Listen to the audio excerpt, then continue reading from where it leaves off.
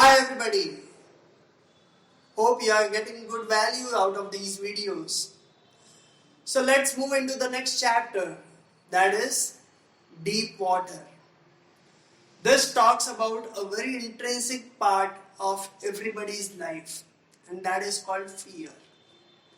Before getting into the chapter, let me tell you, the fear are of two types. The authentic fear and inauthentic fear.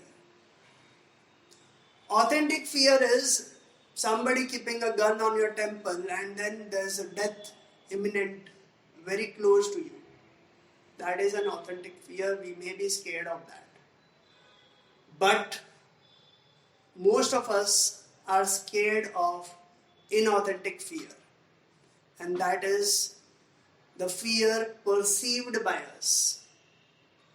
Why I call this as inauthentic fear is because everybody is not scared of the same thing.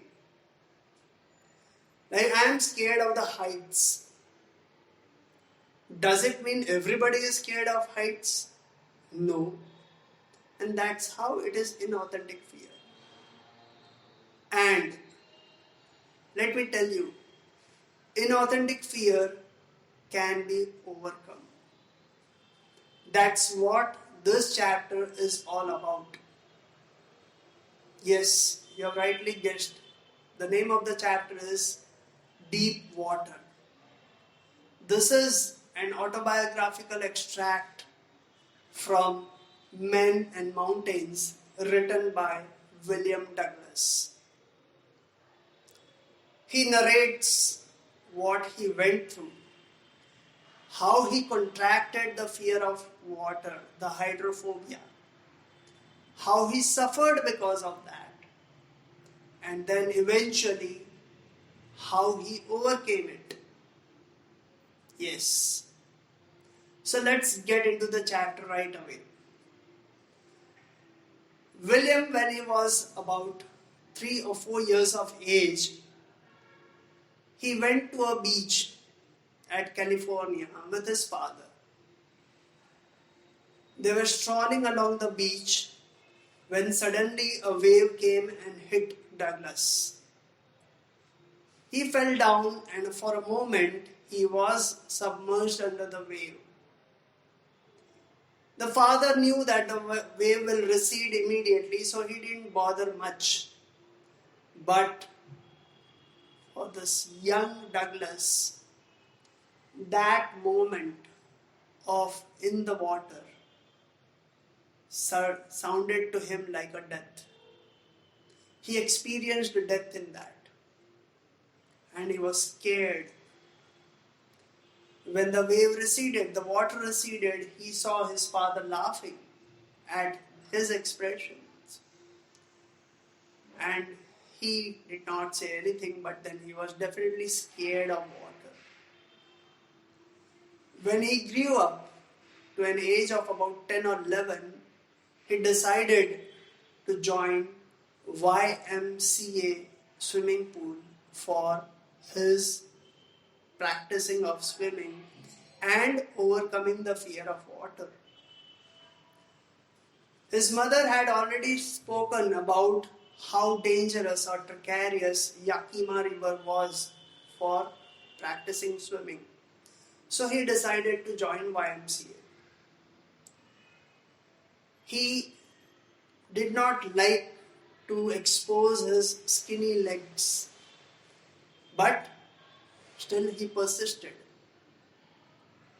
Once he reached the swimming pool early, and being scared of water, he didn't dare enough to get into water. So what he did is, he waited by the side of the pool for others to come, and when all will be there, he will get into the water. He was waiting there, and suddenly an 18-year-old bruiser of a boy with good biceps and good stature came, and just out of his instincts wanted to have some fun. So what he did is he lifted Douglas and dropped him into the pool, saying, "Have a nice time." Before Douglas could understand anything, he was going into water. Before he could understand anything, he was already sinking in the water. Just imagine, you are scared of water, you don't want to get into the water because you are alone, and suddenly you find yourself in water. It seemed 9 feet to be like 90 feet for Douglas to go in.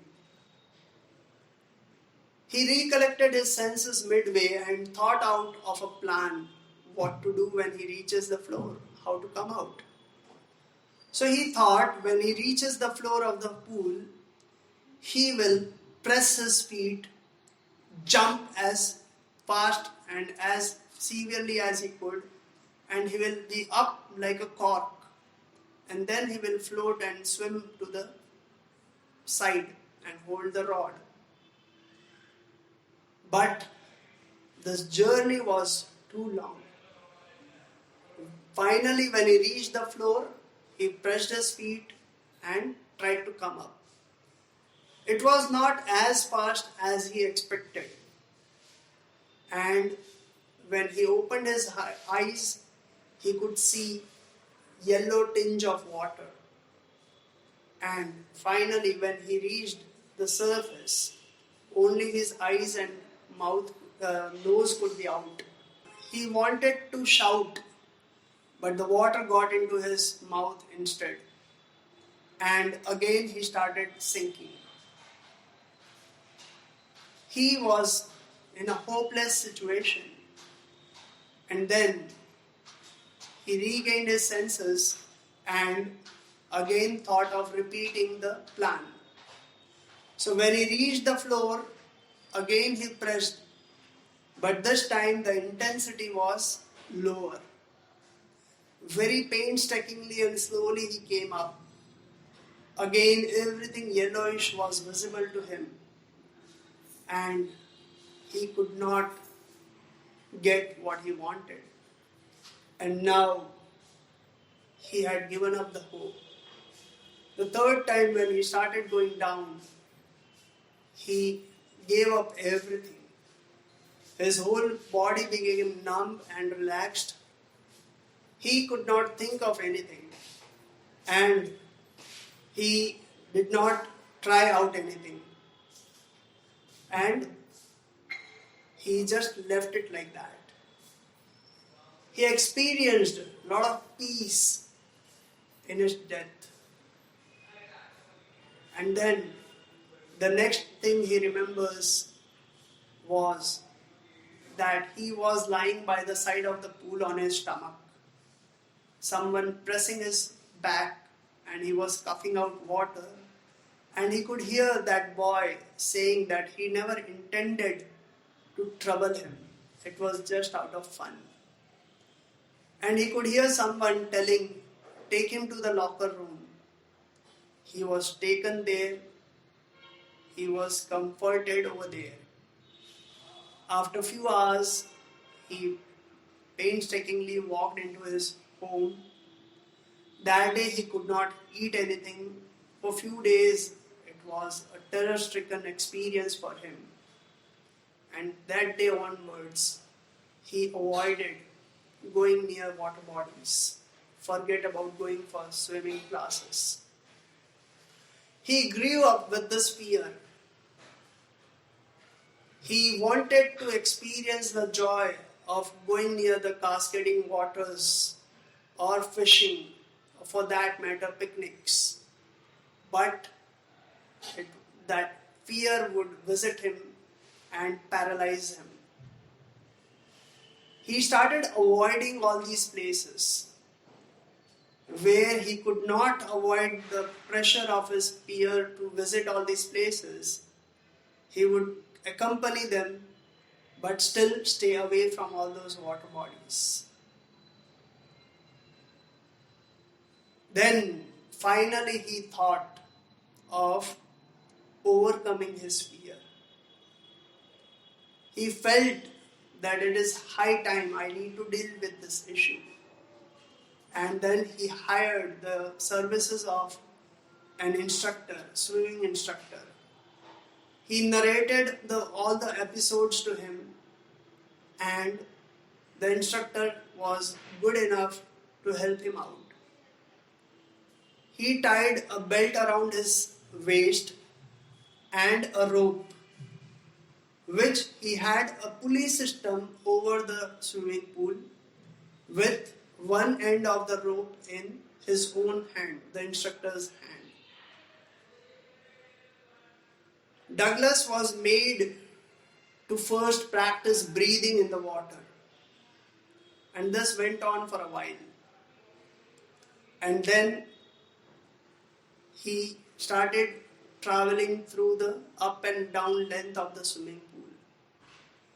The instructor had already instructed him that whenever he felt like being scared, he could raise an alarm and he will pull him up. This support structure helped Douglas to perform with higher efficiency. And the journey of recovery started in the month of October was fulfilled by April as instructed by the instructor. He said, "Now you are a swimmer." Douglas wanted to check and recheck himself. He tried again and again at various places, including the swimming pool, at the bay, in the lakes, in the river, and in the ocean also. The fear would revisit him, but this time Douglas was better equipped. He said, "Fine, you be there, I am going to manage myself." And that's how he overcame this fear of hydrophobia and became a swimmer to be accomplished one. And that's how this fear was overcome. And that's what I said in the beginning. Inauthentic fears can be overcome with concerted efforts and better planning. Thank you, everybody.